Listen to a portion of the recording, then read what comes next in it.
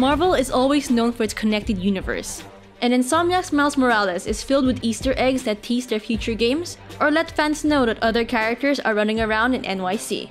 Enjoy the video as we go through them one by one. Locations. Number 1. Avengers Tower. To start off, we have the most obvious one. First seen in 2018 Spider-Man, the famous skyscraper returns in Miles Morales, letting us know that somewhere out there, the team is off saving the world. Number 2. Sanctum Sanctorum.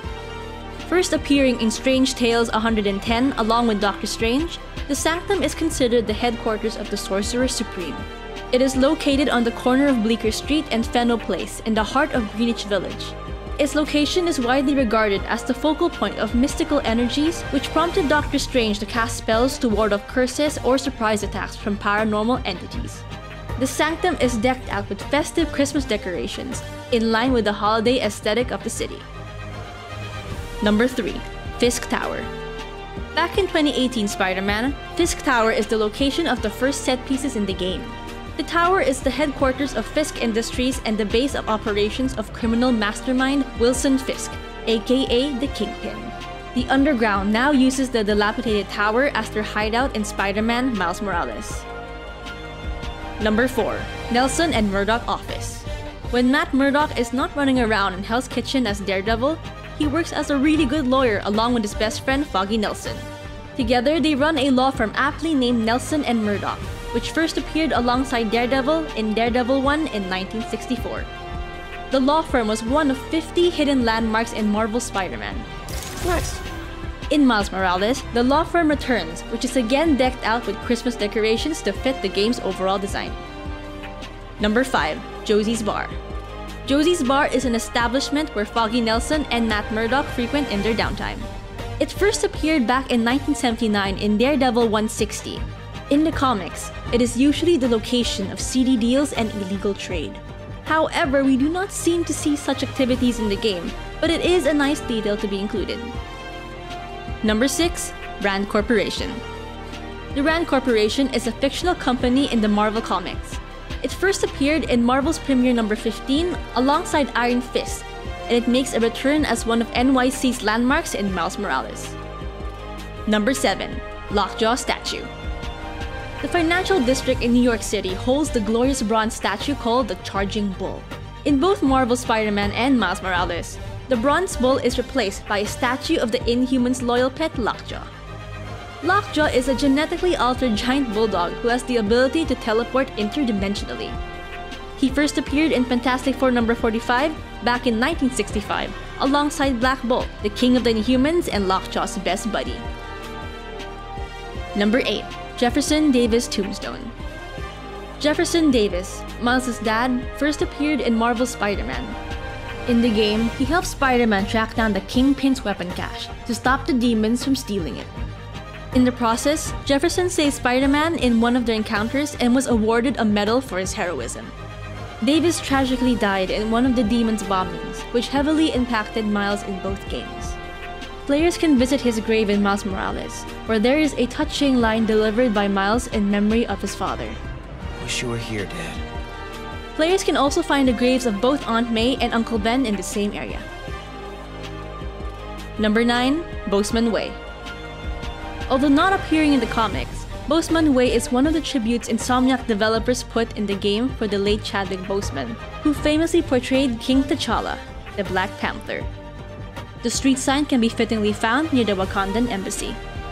It is a sweet gesture that immortalizes Boseman and his work for representing one of the most iconic characters in Marvel history. Number 10. Mick's Diner. Mick's Diner first appeared in Marvel Spider-Man in 2018. It is where Peter and MJ met after their first encounter with the demons. The scene, in particular, shines as Stan Lee, the grandfather of everything Marvel, cameos as the owner of the diner. Love seeing you two together again. You always were my favorites. After his death in 2018, Insomniac included a statue of him right beside the diner, with an engraving dedicated to the legend.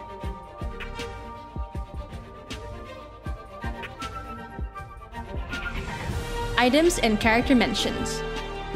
Number 1. Wakandan Flag.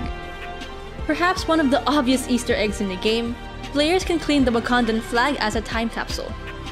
Miles states that he got one from his field trip to a Wakandan Design Group Expo.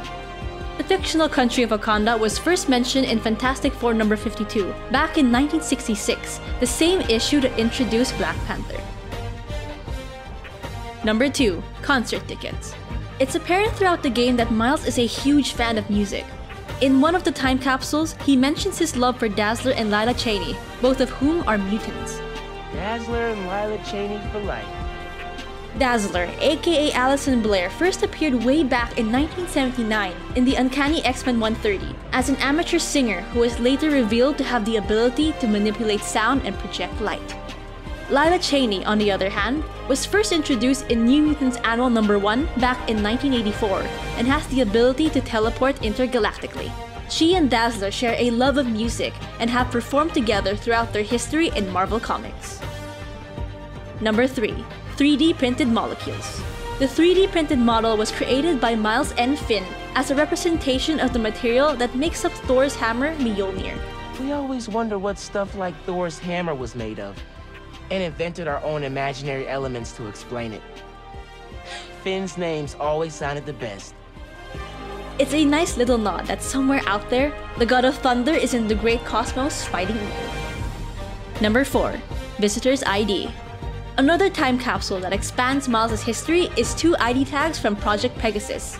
It was first introduced in Marvel 2-in-1 number 42 and is a scientific facility dedicated to researching extraterrestrial forms of energy. The facility was famously converted as a supermax for superpowered individuals. Number 5. Wheel Miniature. The Wheel Miniature is one of the time capsules that can be found spread across New York. This one stands out as its design is identical to one of Spider-Man's most ridiculous villains, Big Wheel. Jackson Wheel, a ludicrous name we know, first appeared back in Amazing Spider-Man 182 and later on as Big Wheel in the following issue, has fought Spider-Man numerous times after the Tinkerer built the Machine of Destruction. Although not as famous as Spider-Man's other rogues, Big Wheel has made his stamp in Spidey's history. Number 6. Just the Facts? Disappointed Parent. In one of Jonah's infamous rants in his podcast, he complains about the increasing number of Spider people in New York and mentions 3 characters from the Infinite Spider-Verse: Spider-Ham, Spider-Punk, and Spider-Woman. And where will it all end? Spider-Woman? Spider-Punk? Spider-Pig?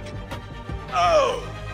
Spider-Ham is an anthropomorphic pig that first appeared in Marvel's Tales starring Peter Porker, The Spectacular Spider-Ham back in 1983, and famously appeared in Spider-Man Into the Spider-Verse in 2018.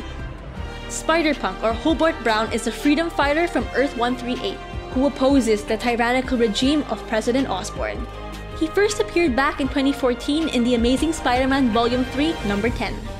A Spider-Punk skin can also be unlocked in Marvel's Spider-Man.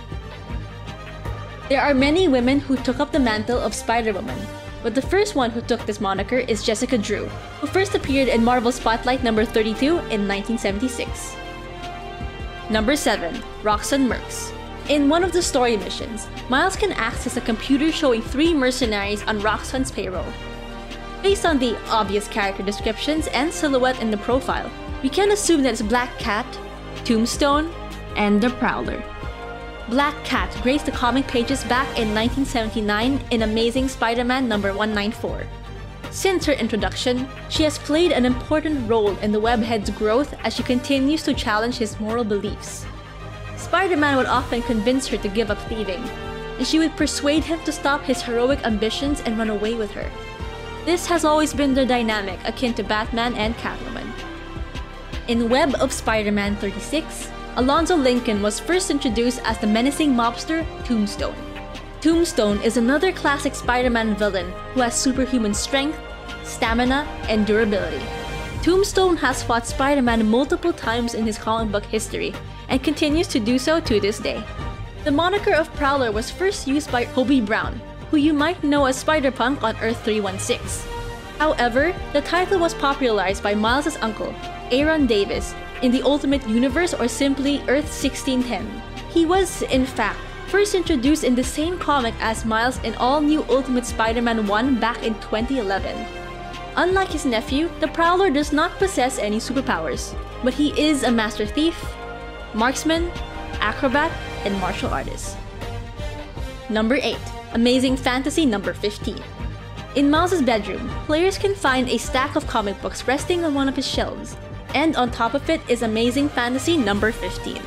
This is the comic book that started it all as it first introduced Stan Lee's most famous creation, the amazing, spectacular, sensational, friendly neighborhood Spider-Man. Released back in 1962, the cover gloriously showcases Spider-Man swinging across the New York skyline. Its story proved to be revolutionary, and Spider-Man lives on to this very day. Which Easter egg is your favorite? Did we miss any? Let us know in the comment section below. We'll catch up on the next one. See ya, true believers!